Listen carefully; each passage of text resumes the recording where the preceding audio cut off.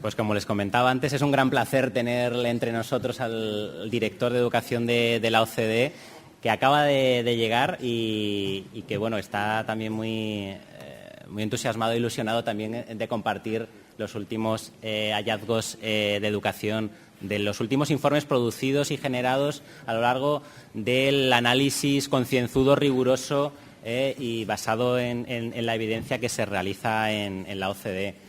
La verdad es que es una gran oportunidad tener hoy aquí a Andreas Schleicher, el director de educación de la OCDE, y sin más, es un placer que comparta su ponencia con nosotros.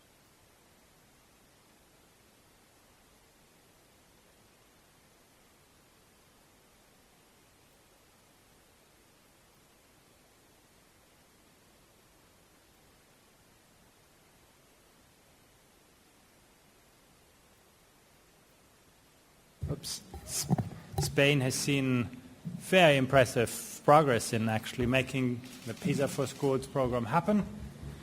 Many schools have already got their experience, have got their results, and I think it's a fantastic example for how we can bring global assessments, international assessments into schools, into learning environments. I want to talk a bit about what we are looking for in the PISA assessments. 2 years ago, you might have seen this cover of a British magazine, The Economist, suggesting that half of the jobs that we see today could disappear tomorrow because of today's technology. This is about digitization, automation, outsourcing. And the dilemma for educators is that the kind of things that are easiest to teach, easiest to test, are precisely the kind of things that are also easiest to digitize and automate. The kind of things that traditional education systems, school systems are best at, helping students to memorize something and then later on reproducing that. It's the kind of things that makes people least successful in today's world. We have some interesting data on this. This looks at the evolution of the demand for certain types of skills in our societies. And you can see we have fewer jobs using manual skills of people because machines are doing those things faster than people. But in fact, the steepest decline in the demand for skills has happened not in what we call manual skills, but in what we call routine cognitive skills. Memorizing something, repeating that later. It's becoming less and less important in our societies because computers are best at this. We're seeing a rise in demand for non-routine analytic skills. It's the capacity of students not to reproduce what they have learned, but to extrapolate from what they know and to creatively use their knowledge in new situations. And that is precisely what we're trying to look at in our PISA assessments. Most of the PISA tasks that you see are not asking students to remember something, but they're asking students to creatively use what they know. It's very, very important. Often we get criticized for this. People say, well, you know, the PISA test is unfair because students are tested with things that they have not seen in the school before. And yeah, in that sense, the PISA test is unfair to the students. But if you think it's unfair, then you should think that life is unfair, because the test of truth in life is not, do I remember what I learned in school, but can I use in a new situation what I learned in school? There's another skill category that is becoming increasingly important. That's what we call non-routine interpersonal skills. That's your capacity to relate to other people, to work with people who are different from you, to interact, to communicate, to collaborate. It's much harder to capture in the form of assessment. Only in 2015 have we for the very first time captured some of those skills. We call it collaborative problem solving. We gave students tasks which they couldn't solve alone. They had to work with other students to solve those tasks. And in 2018 we are looking at global competency, the capacity of students to see the world through different perspectives, appreciate different ideas, work with students who are different from them, the issue of cultural diversity, social diversity. And we can see really why these things are becoming increasingly important. In our societies, those are the skills most in demand. This is just a sort of outline of the countries that are taking PISA today, and the idea of PISA is basically to take this international test and also to collect a lot of contextual data. Data from students, data from parents, data from schools, school principals, teachers, because those kind of information helps us how to improve things. If we only give students a test and we give schools the results and students the results, nobody can do anything with this. If you know how well things are and you don't know how to make things better, information is not very useful. So we collect a lot of contextual information to help us understand the results. And then, the first thing, you've seen those kinds of charts people always do is they try to look at, which education systems is strongest, which is not so strong, and you can always see education in East Asia. Countries tend to do very, very well on this, but also in Europe, the Netherlands, Finland, Estonia. In North America, Canada is very strong. Big surprise was Vietnam, very poor country, but still having a very, very strong education system. And Spain is coming sort of in the middle of this. The more troubling part is that about 1 in 5 students do not master the most important foundations in school. They cannot extract information well, they cannot read, they cannot use numbers. They are really left behind in those students. And we have once calculated, if Spain would solve that problem, not become Finland, but just make sure that no student falls behind, that every student reaches at least the most basic level of skills, level 2. The value of that improvement would be 2,000 billion US dollars. More than the size of the current economy of Spain.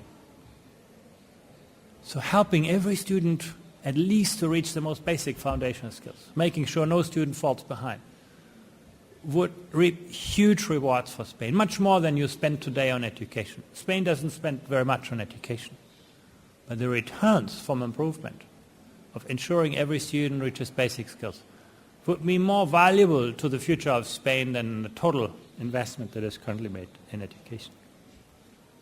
A second dimension, also very important, is the influence social background has on learning outcomes. In some countries it's very strong, in others it's more moderate. And of course we all want to succeed not only to educate children well, but also to ensure that success does not relate to the social background of children. It's the green corner. Nobody wants to be here where performance is poor and there are large social disparities. And often in education we think, well, we have to choose between, doing well and accepting large social disparities or doing badly for everyone.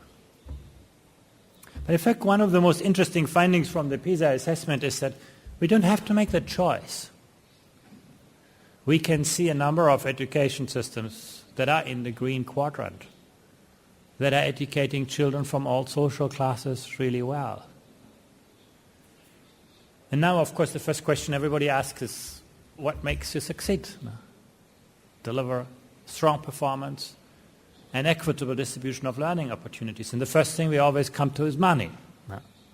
If we make investments, it will help us. But it's not so clear.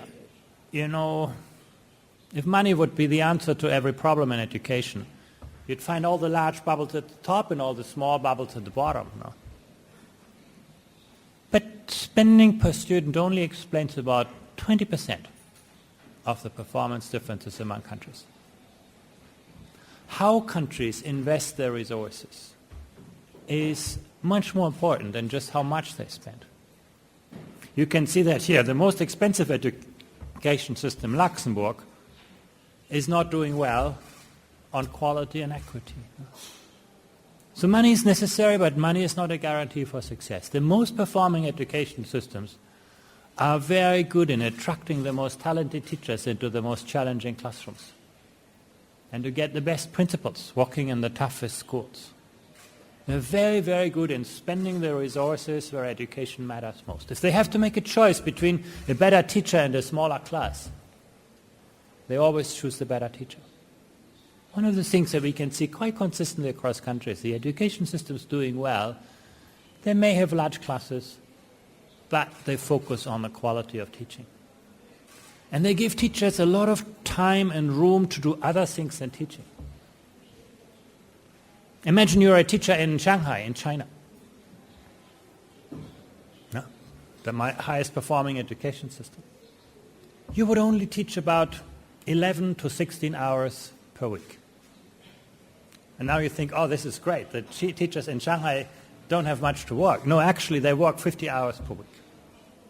So what do they do in their remaining time? They spend a lot of time observing each other's classrooms. Every week you would spend at least 1 hour working with another teacher. You would work together with other teachers preparing lessons. You would work with other teachers to evaluate lessons. Every month you would work with other schools.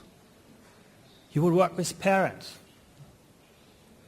I once asked a teacher, how do you actually make sure that the most surprising finding is that social background doesn't make much of a difference.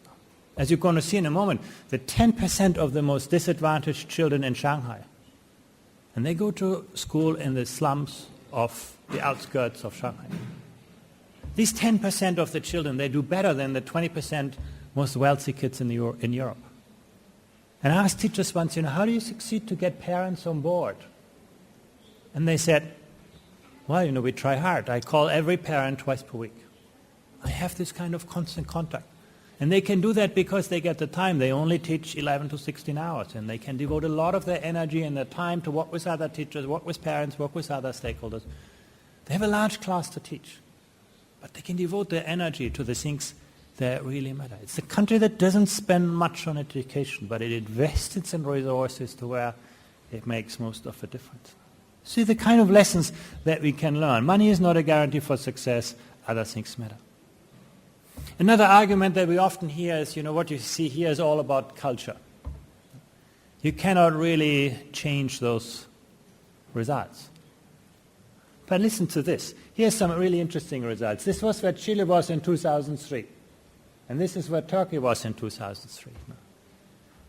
Between 2003 and 2012, you could see Chile moving upwards, improving the quality of learning.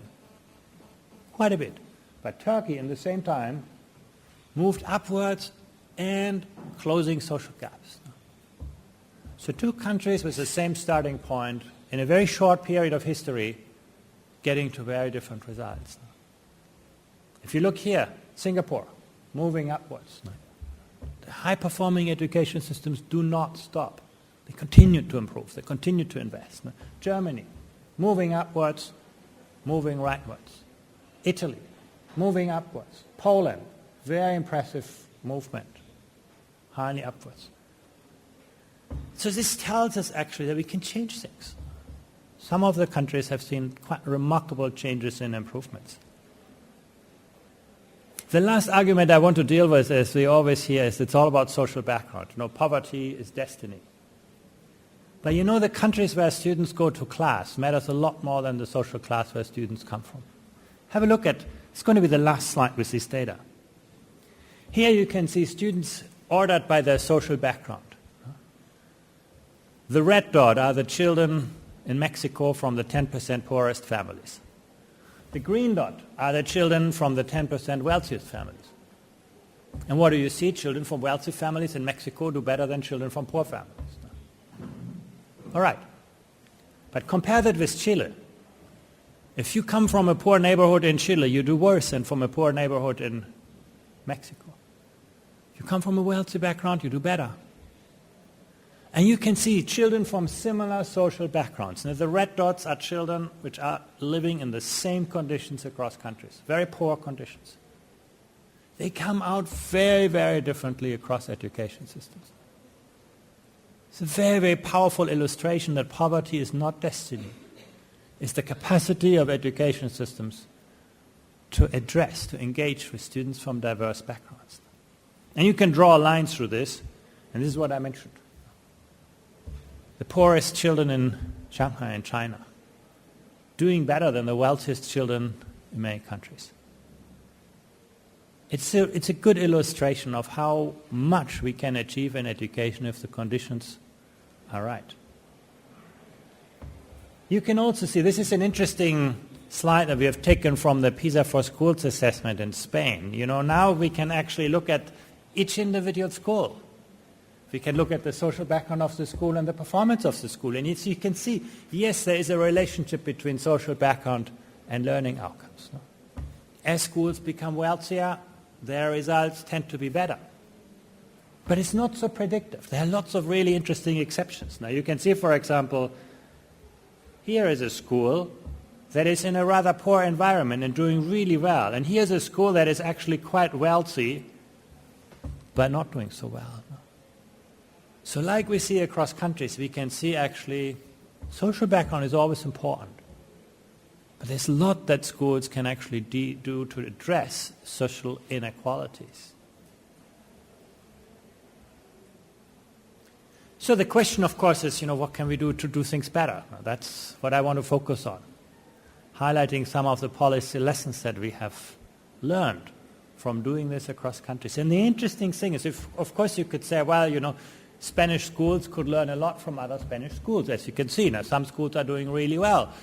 They can teach very powerful lessons. And that is true. There's a lot that Spanish schools can learn from Spanish schools. But there's also a lot that we can learn by looking at education across countries, because education can be very, very different in different contexts and cultures. Some of the things that we take for granted become something very interesting when we look at this across countries. The way we educate our teachers, the work organization that we give our teachers, how we pay our teachers, the classes that we give them. All of these things you take for granted, but they are actually not to be taken for granted at all, because they can be changed. And many countries deal with those things very, very differently. So I want to order things by their impact on outcomes. I put the most important things on the top and the least important things on the bottom. But we also need to take into account the economic and social costs of change. If I make classes smaller, it's going to cost a lot. If I pay teachers more, it's going to cost a lot. So I need to take this into account. So everybody wants to do the things that are easy to do and very important. No. I'm going to put them in the green quadrant. Nobody wants to do things that are very expensive and maybe not so important. But be careful, there are a lot of things in education that fall in this corner. Things that we believe in, but that actually may not be so important. I want to talk about some of the things that are very, very difficult to do, but very important. Maybe not achievable in the short term. Raising the status of the teaching profession, for example. Teaching not only cognitive skills, but social and emotional skills. Those things are very difficult to do, very important. I'm going to put them there. And then we'll pick up some low-hanging fruits, things that are not too important but easy to do. So when you look at this diagram, it looks like this. And I'm going to go through each of these topics one by one. I want to start with something that looks almost trivial to you. A commitment to universal achievement. Now you tell me, well, of course, we all think education is important for everyone. But really, do we? Always. We talk about the importance of education. But do we really believe that that every student can do well in school? We once asked students a very interesting question in PISA. What do you believe makes you successful in mathematics? And the majority of students in Spain said, that's very clear, It's all about talent. If I'm not born as a genius in mathematics, I'll be studying something else. What does this mean? It means that students believe they cannot control their success. Their success has to do with something with their parents, with something that is outside their control. If you ask that same question to a student in Singapore or a student in Shanghai, 9 out of 10 students tell you, if I study really, really hard, I trust my teacher is going to help me and I'm going to be successful. And these children succeed. They believe, the education system tells them every day, if you try hard, if you invest your effort, you're going to be successful. And we are going to do anything we can to help you to succeed. Nobody is going to be left behind. And you can see that when you enter a school in Shanghai, and I've visited many schools there, you enter the gate, you will not find sort of the portier or the security person there, you'll find the school principal there, greeting every student every morning. And the school principal will greet every child by name. About 1,000, 2,000 children in a school, typically. The school principal will greet everyone. And the school principal have a really good understanding of what they can do, what they can't do. They probably know their parents too. There is a very, very strong connection between teachers, schools, principals, and the children. And there is this belief that every child can succeed. Those education systems also have universal educational aspirations. If you go to Finland in Europe, or to many of these Asian countries, to Canada, you find no tracking, no sorting. No. In my own country, in Germany, if you're 10 years old, the education system tells you, well, if you did well, we're going to put you into a high school, academic school, you're going to go to university, and you become a knowledge worker. If you did not do so well, they will tell you, oh, well, you better go to a vocational school, and you're going to work for the knowledge workers. Students get the school system very early on in the lives of children sorts them this way or that way. That does not happen in any of the high-performing education systems. So this is what I mean by universal educational standards. It's not only teaching everybody the same thing. That's not the point. The point is having the same expectations for every child and doing whatever it takes to educate children. And you think, well, that has to do with a small and a large class. Actually, much less than you think. In many of the Asian countries, classes are large, but students have a very high degree of individual support. And they say so. Because again, in the morning they learn in a large class, but in the afternoon, teachers have time for the students. And they spend a lot of time with individual students. Finland in Europe devotes 30% of its instruction time to learning outside the classroom. There's a lot of time that teachers can spend with children who either need extra support, weaker children, but also children with special talents. In fact, it's very interesting. If you are a special needs student in Spain, it means something is wrong with you. We don't need to spend extra money on you. In Finland, a special needs student is just a student that has special needs. You could have very special talents. You could be one of the most brilliant students, but the education system should help you develop those talents. Special needs is not associated with a problem, but with here is something we can do for you. This is what I mean, very, very hard to do, but I put it at the top of the list because it's one of the most powerful predictor of learning outcomes. We call it something of a measure of self-efficacy. That's the kind of technical term behind it. There are very sophisticated ways of measuring it. I'm not going to go through this now. We don't have the time. But basically, that's the way we measured a very, very powerful predictor. Gateways in instructional systems. How do we set ambitions? How do we translate the expectations into what teachers teach, how students learn? The instructional systems, a very, very important part of the school systems. And the alignment between the goals, the curriculum, and the instructional methods is very, very important. And that's not something governments can do. The instructional system, you only work in a profession that owns its professional standards.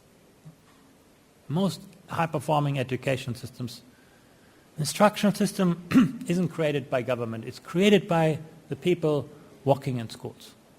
They work together to frame good instructional practice every day.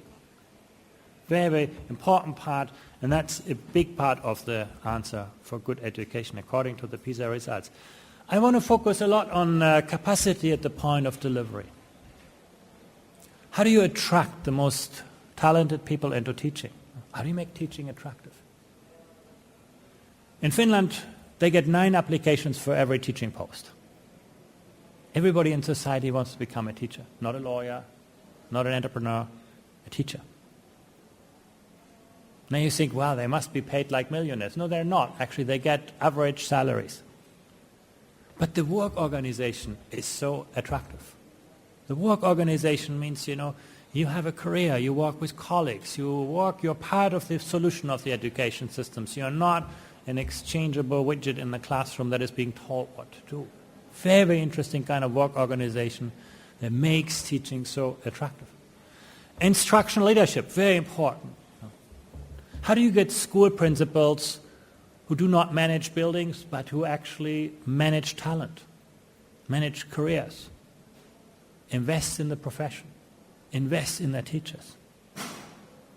This is a very, very important part of the answer. Having school principals who are basically seeing themselves as instructional leaders, as pedagogical leaders, not as administrators. Teacher leadership. Now, how do we keep teaching intellectually attractive, not just financially attractive? How do we keep people motivated to invest in their careers? How do we develop careers of people? I want to show you a couple of data that are really important. This is from our Thales survey. It's a perception of teachers of the value, of the social value of teaching. If you're a teacher in Malaysia or in Singapore or in Korea, Abu Dhabi, 2/3 of the teachers believe that society values their work. You'd hope that it's true for every teacher, but it's not. Actually, if you go to France or the Slovak Republic or Sweden, it's less than 5 in 100. And in Spain, it's still less than 1 in 10. Most teachers in Spain do not believe that society truly appreciates the work they do every day. This is something, if you want to make teaching more attractive, money is important, but this is a bigger part of the answer. And this is not something that you can achieve, paying people more, employing them differently. This has a lot to do with the work organization. If teaching is perceived to be something, these people just read a textbook and that's all they need to do, I can do that as well, then you will not raise the status of the teaching profession. But people are regarded as professionals, people who own their professional standards. You raise the profession. Where people have true career perspectives, they can advance. The first day you enter your school in Singapore, your school principal will ask you, what do you want to do in your life? You want to become a school principal like me? You want to become a teacher leader? You want to go into curriculum development? You want to go into assessment policies and practices? From the very first day, they're going to invest in your career. Most teachers in Singapore start their career with a bachelor's qualification. But most teachers finish their career with a master or a PhD because they continue learning. The government invests 100 hours of professional development in every teacher, every year. The minimum. That's not the maximum. That is what you're supposed to do, to develop your career, to work with other people, to work in professional learning communities, to observe other people's classroom. A lot of investment. And that is what raises the status of the teaching profession in those countries. But this is something to work on. And now you can say, these are just teachers complaining, so how do we know it really matters? But actually you can square this with the PISA results, and you can see that the two things line perfectly. Not perfectly, but quite well. No. The percentage of teachers who agree that teaching is valued on the downside, and the share of top performers in mathematics on the vertical side, you can see there's a pretty robust correlation among the two. We don't know what the causal nature of the relationship is. No? It could go both ways. No? It could mean that, where teachers do a great job, society is going to value their profession and everything is going to be fine. That will be one way to explain this. Or it could be the other way around, where teachers are valued by society. The best people want to become teachers and they're going to do a great job and student results will be great. The correlation could go either way, but what is important that there is this relationship. The value society places on teaching is very closely related to the results that we observe. And Spain does not do well on either end of the spectrum. The share of top performers is rather small, and the status of the teaching profession as perceived by teachers is quite low. I want to show you about something about how teachers perceive learning. One of the things that we ask teachers is, what do you believe is good teaching? We ask them about pedagogy. I'm showing you something about British teachers here, you know. 96% of British teachers say, my role as a teacher is to facilitate students' own inquiry. Basically, this is a constructivist approach to education. You have 86% of teachers who say students learn best by finding solutions on their own. You have 74% of British teachers who say that thinking and reasoning is more important than curriculum content. And now you say, wow, these British teachers have a very constructivist approach to learning and teaching. They must have wonderful results. This is what the teachers say themselves they do, or what they believe good teaching is. But we have looked at this in another way. We have looked at this in terms of what students actually learn. Here's a list of countries by the emphasis they put on the opposite of constructivist learning: memorization, rehearsal, routine exercises, drill and practice, repetition. So, and if British teachers would do what they say, have a very constructivist approach to education, to learning, you'd find them at the bottom of the list. They would not put much emphasis on rehearsal. But the bottom place is already taken by Switzerland, then comes Poland, then comes Germany. So Britain can't be as constructivist as teachers say. In fact, Britain comes out on top. Now, think about this. British teachers think they have a very constructivist approach to learning, but in fact, they teach in the most old-fashioned way. Drill, rehearsal, repetition. There's a disconnect between what teachers think they do and what teachers actually do. I highlighted the example of Britain, but in fact, Spain is not so far away from that. You also have teachers who know what good teaching is, who know that it's about students' own inquiry, students' own, but the education system as a whole, every day, encourages them to put a lot of emphasis on memorization. If we had started this from scratch, I had not told you anything about it, whom would you have put on top in terms of repetition and rehearsal? Many people say China. They are all the drilling schools in education, but actually China is just sort of in the middle. Yeah, they use some of the memorization strategies, but that not so strong. And the same is true for many other Asian countries, Singapore, Korea, Japan. We often have very strong stereotypes about those teachers, about their classrooms. But actually reality is quite different from this. You'd find actually very modern pedagogies in many of those countries. And then Spain comes out about there. Not as pronounced as Britain. There's another way of teaching. This is about, focusing on reasoning, deep learning, intrinsic motivation, critical thinking, creativity, non-routine problems, and so on. And what's interesting, actually, that one doesn't exclude the other. Actually, the Chinese are a great example. They are placing moderate emphasis on memorization, but they also put a strong emphasis on creative thinking. They have a balanced set of instructional methods. What I'm telling you here is that, there's often a disconnect between what we believe we do and what we actually do. One set of data was collected from teachers, this data is collected from students, and they do not match. And that disconnect tells us a lot about our school systems. Teachers have very few insights about the efficacy of their own practice now. They work in isolation. Nobody comes into their classroom. Nobody, not their colleagues, not their principal, nobody talks to them. And that's how we develop the beliefs of what we are doing, but we never mirror them against what's actually happening. The education systems that are more open, more transparent, where teachers have more exposure to other colleagues, do better on this. I give you an example from Shanghai that impressed me very much. They have a digital platform where teachers can upload their demonstration lessons or their lesson plans or whatever they like to share with other colleagues. It's a simple kind of like a YouTube thing, and you upload the things. But the trick of this is that the more other teachers download your lessons, comment on your lessons, improve your lessons, the more popular you become in the education system, the more credits you get.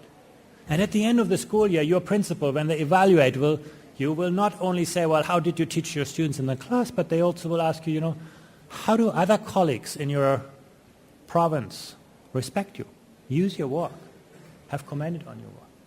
So you're not only a teacher in your classroom, you're actually a contributor to the education system as a whole. And that means you constantly contrast yourself, your own work, with the work of your colleagues. You constantly work with other people. You have a much better appreciation of what you actually do. For me, these data are just a mirror of the isolation in which teachers often work. They know what good teaching is. They feel what good teaching is. But they do not know how to do it.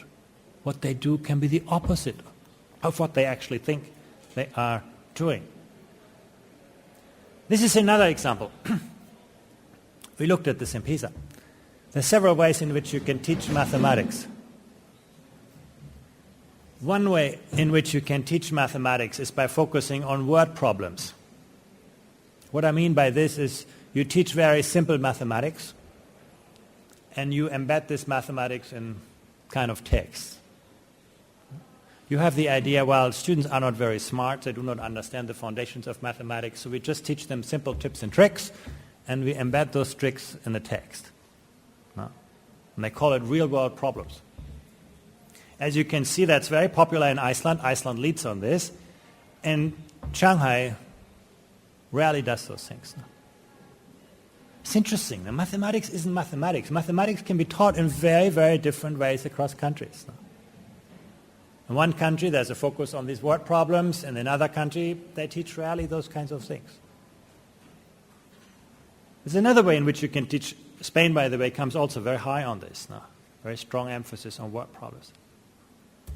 There's another way how you can teach mathematics, and that's focusing on conceptual understanding. Here, you don't care very much whether students can solve lots of little problems, but you care whether they understand the conceptual foundations of mathematics. Whether they understand, what probability is, what, a mathematical relationship is, what mathematical reasoning is. The students learn to think like a scientist, like a mathematician, like a historian. Instruction is not about the phenomena, instruction is about the core of the disciplines. And we had a very interesting experiment in 2009. That was in the middle of the financial crisis. You remember that very well in Spain. And many people said, well, what our students really lack is financial literacy. They can't deal with those kinds of concepts, so we have to do better. Many people in these days said we have to teach a lot of financial education to help students cope better with financial literacy. So in 2009, we thought, well, let's have a look at this in PISA. So we did a test of financial literacy. And our hypothesis was the countries like England or the United States that put a lot of money into financial education, they'll do very well on the financial literacy test. And the countries that don't teach that will do very poorly. But the most interesting result was that we found no relationship between financial education and financial literacy. Absolutely none. Who came out on top? Shanghai and China. The students in Shanghai had never heard about financial education. They were so removed. They had never had a bank account. They had never had a credit card. Never heard about these things. But they scored number 1 on the PISA test of financial literacy. Why? Because they had understood the conceptual foundations of the disciplines. They knew what a risk is. They knew what likelihoods is. They could actually extrapolate from this and apply their knowledge in a novel context that was financial literacy. And the students in the United States who had been taught all about the kind of financial phenomena, they remembered what they were taught, but they were not able to transpose their knowledge to this kind of new context that we gave to students. It's very, very insightful. It's the conceptual understanding that actually makes people more successful. We can actually see that very clearly. Something where Spain puts also quite considerable emphasis on is, but Spanish instruction is still dominated by the surface. Very sort of more limited emphasis on the kind of deep conceptual understanding. It's a very interesting part. You can see, everybody thinks mathematics teaching is mathematics teaching, but once you look at this in detail, you can really see mathematics can be taught very, very differently across cultures. What's most interesting for us is there's very little variability within Spain. In virtually every Spanish school, word problems dominate instruction. This variability is across countries. We can learn from other countries about different approaches to mathematics teaching. There was a very interesting experiment that the British Minister of Education did after the 2012 assessment in PISA. We visited some schools in Shanghai, and she was very, very interested observing mathematics teaching there. She was a mathematics teacher herself. And then she said, I'm going to invite 50 of these teachers to come to Britain. And when these people came to Britain, everybody said, what a weird idea. Bring these Chinese people to England. We know everything. We just need more money. We don't need this kind of people here. They don't even speak proper English and so on. One thing was interesting is this experiment was meant to last for 6 months. It's now in its 5th year. Basically, people have been absolutely fascinated how they could learn from people teaching the same things completely differently. Not that you can say, one thing is better or worse and so on, but you can really see you can teach the same mathematical content in very, very different ways, and there's so much we can learn by working with each other. And this is just an illustration of how these things really work.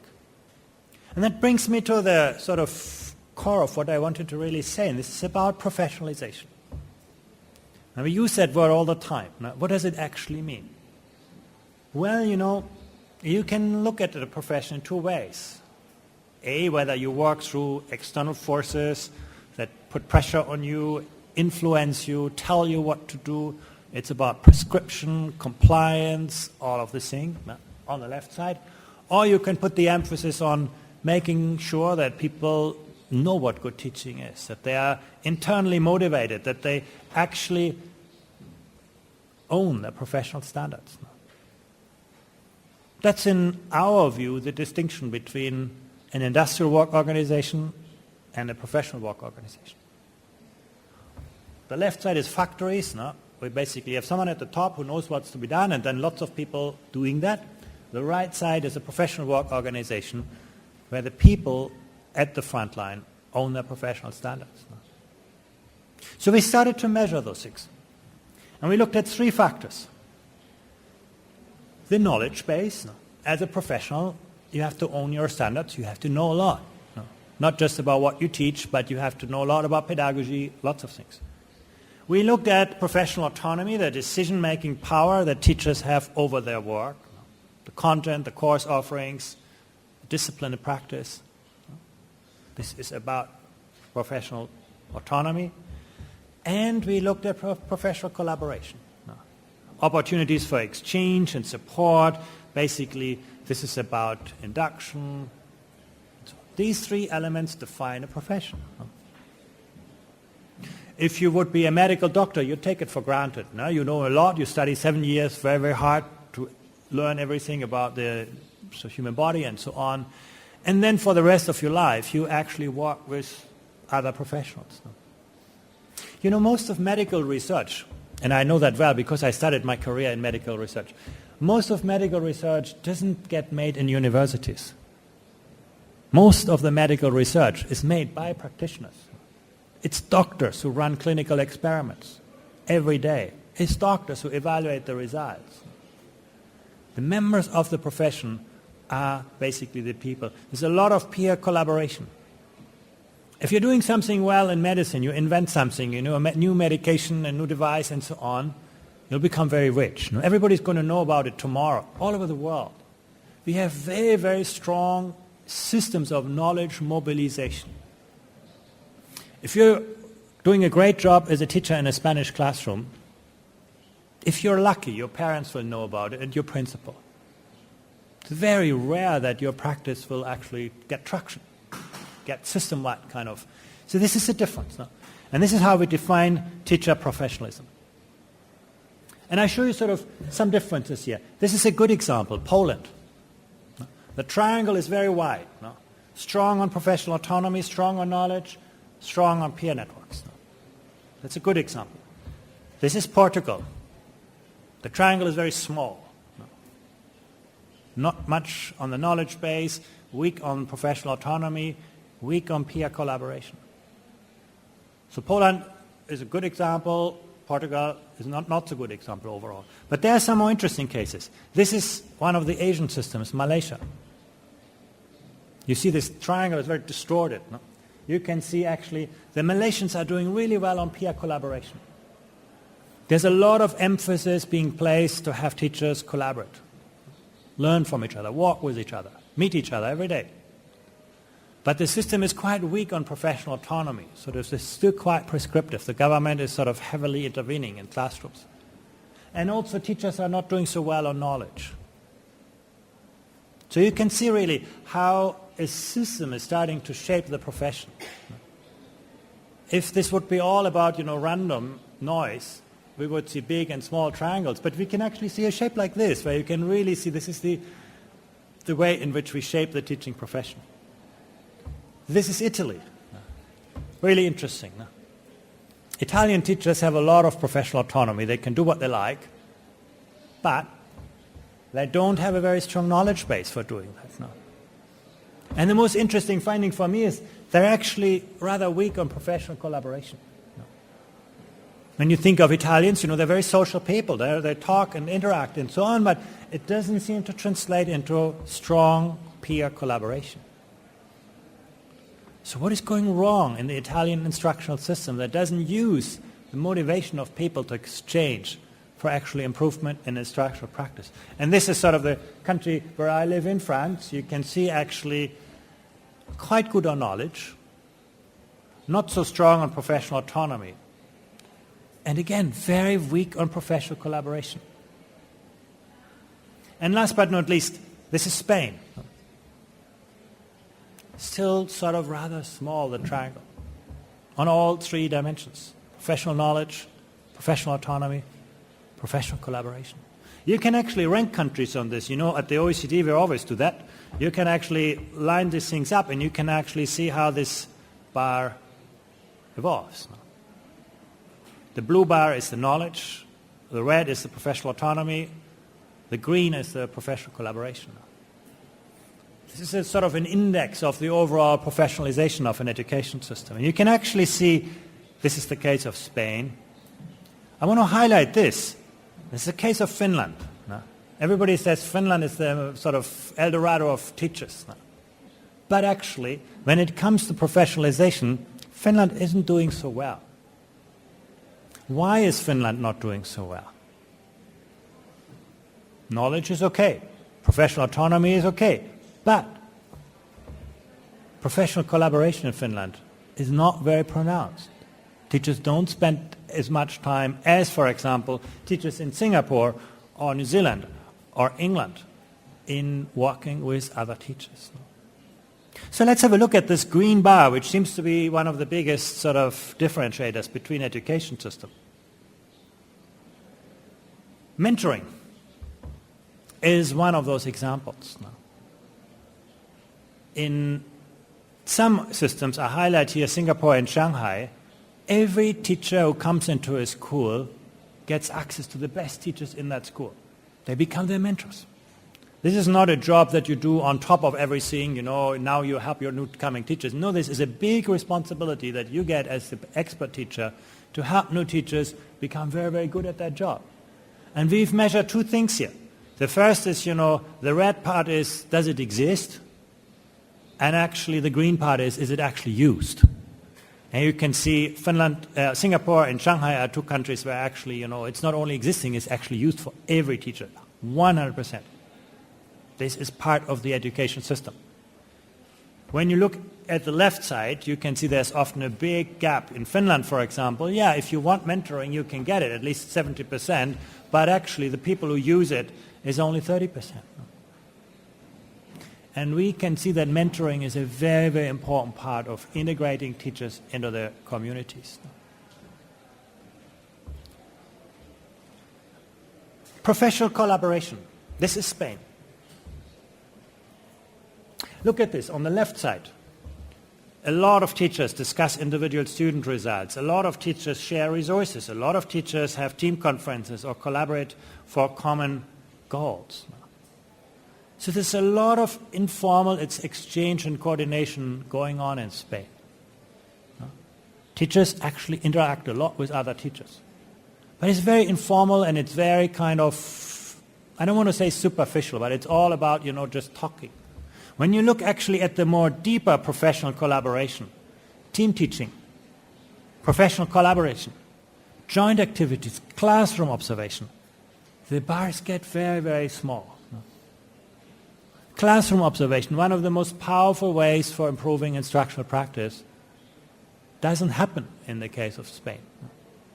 Joint activities where teachers teach together, collaborative professional development, not very common. Team teaching, working together as a team to educate students, doesn't happen. So this is a very strange picture. On the one hand, you can't say that Spanish teachers don't collaborate. They do. But they collaborate more on the things that are not that important for true professionalism. And they collaborate less on things that are really at the heart of professional collaboration. And again, you can see in other countries, this is much, much more common. This is a very, very important finding that we really have. And this, again, has to do with the way in which we organize the work in our schools. How do we define a teacher? Do we define a teacher by the hours of time they spend in the classroom? It's a very instrumentalist kind of view, very narrow perspective for teaching. Or do we define the role of a teacher of working with students, whatever it takes, working with colleagues, working with parents, working with other professionals, working with other schools? That's the role of a teacher in many high-performing education systems. You can actually see that mirrored in those kinds of results. Why do I say this? Look at this. The more teachers teach jointly, the more they observe other teachers' classrooms, the more they engage in joint activities, and the more they take part in collaborative learning, the greater their perceived effectiveness and the greater their job satisfaction. This is very interesting. Teachers' job satisfaction depends, of course, on the material conditions. If teachers are not well paid, you're not going to be very happy. But teachers' job satisfaction depends even more on these kinds of dimensions, on the degree of professionalism they find in the classroom. So if we want to make teachers effective, if we want to make teachers happy, we have to change the way in which the teachers work in the classroom. And we can see this here, where there is a low degree of professionalism, you don't have teachers thinking well of their status. You don't have teachers satisfied with the profession, with their work environment, and being effective. If there's a high degree of professionalism, as measured, you can see all these bars get very long. That's why those things are this important. The last point I really want to make is, we ask teachers, if I am more innovative in my teaching, will I be recognized for it? Will I be rewarded for it? And only 1/4 of the teachers think that actually doing things differently is going to make a difference for me. 3/4 of teachers see their work as an innovation hostile environment. A work in which, the good ideas don't get recognized, the good ideas don't get spread, the good ideas don't get scaled. It's about compliance, conformity, that really makes a difference. So overall, I think there's a lot we can really learn, not just by looking to our neighboring schools, but that we can learn by looking across countries and cultures. Not everything can be copied. No, that's very difficult. You can't just, look at something and say, well, I'm going to do the same thing. It's not going to work. But there's a lot that we can do to try to understand what makes some education systems do so well. And how can we configure those levers within our own contexts. Thank you very much. Do we have time for questions?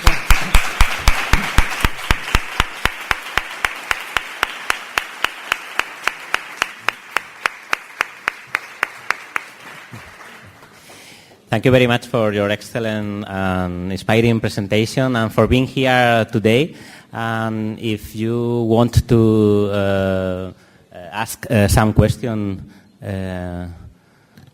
please, it's the moment.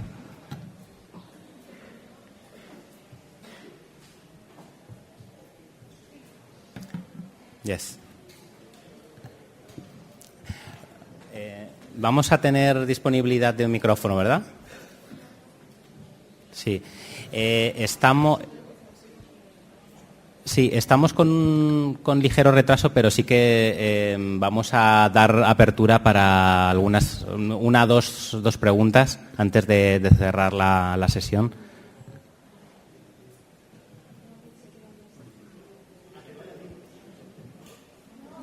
No. Sí. Vamos a ver. Sí, si pudiéramos... Sí.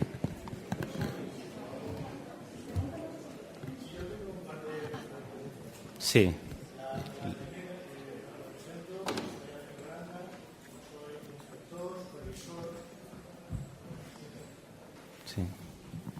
Sí, buenos días.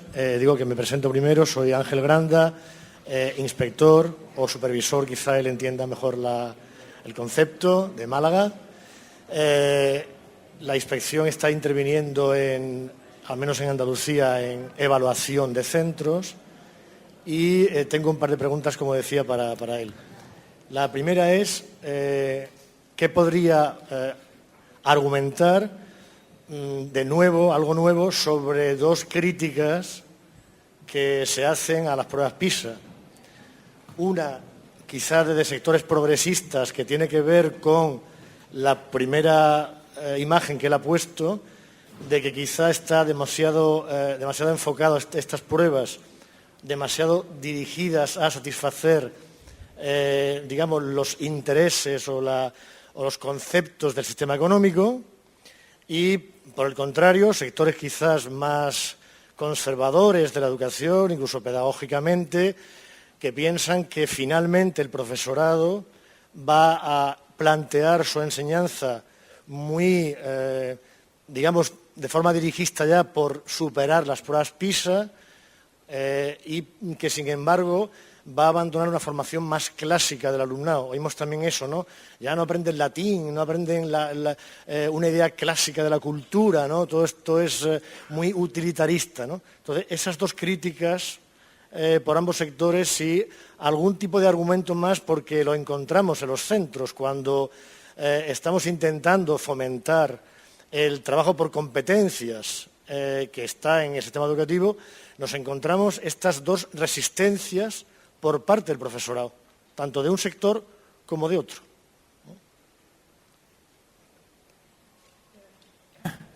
I think this is all a question of balance, and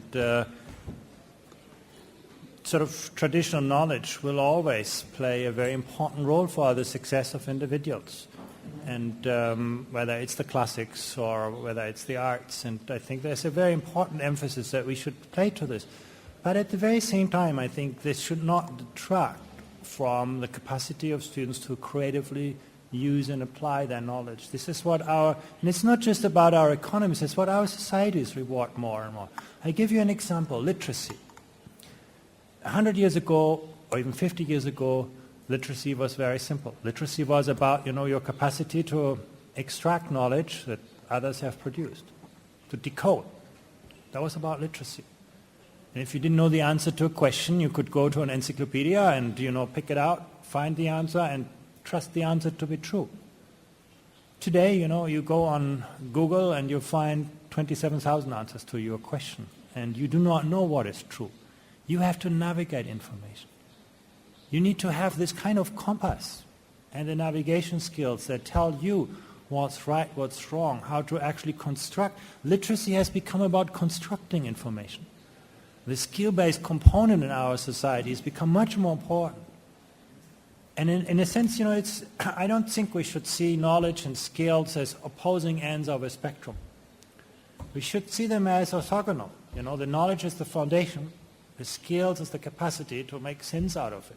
to integrate knowledge from different fields. And that's why I think, and we are trying very much to look at this in that sense in the PISA context. We're defining the tasks that we assess through the knowledge that is involved.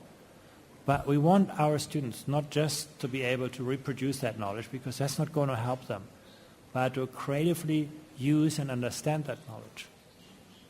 Now, can I demonstrate that this is important? Actually, we can. One of the interesting things that we have done is we have followed the 15-year-old students since the year 2000 in many countries and seen what happened to them. How predictive were their own attitudes to learning, their performance on the PISA test, for their transitions in life, for their transitions to higher education, their transition from education to work. And we've actually found that is the skill-based task. They were among the most predictive ones for actually students' capacity to move on in their lives. So it's not an either or, it's a way of how can we get the combination right. And when I look at education in Spain, my interpretation is still far too much dominated by a simple reproduction of subject matter content. That's what students do really well. But Spanish students are not good enough in making sense out of what they know and critically analyze and reflect on what they do and in being able to extrapolate from their knowledge.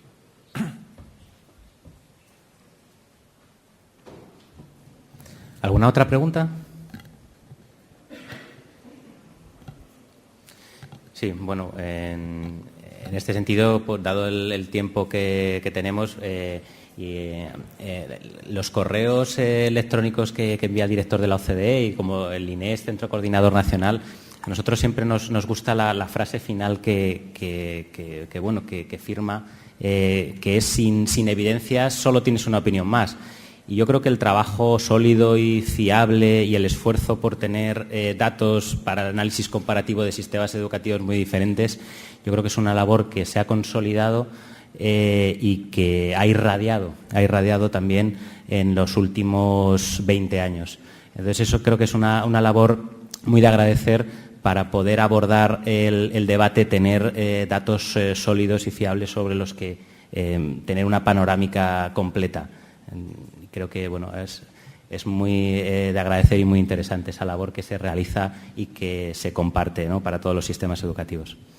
Pues muchas gracias y si les parece podemos tomar hasta las 12 menos cuarto para tomar un café y a las 12 menos cuarto retomamos las sesiones. Muchísimas gracias. Muchísimas gracias, Andreas Schleicher. Muchísimas gracias. Gracias.